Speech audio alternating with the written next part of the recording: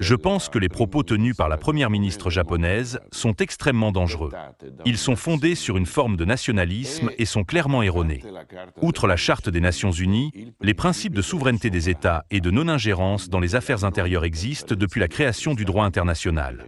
Toute tentative d'ingérence d'un pays dans les affaires intérieures d'un autre constitue une violation grave. Enfin, je tiens à affirmer sans équivoque qu'il n'existe pas deux Chines dans le monde.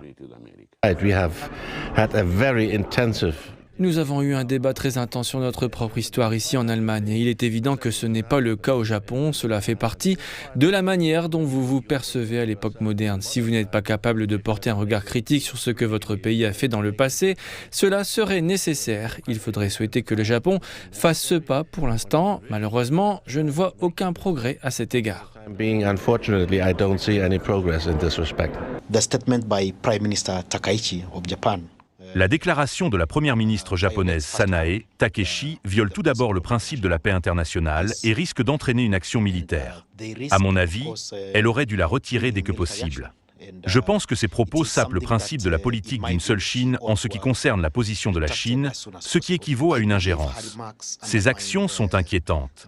Elles risquent de faire reculer complètement le pays.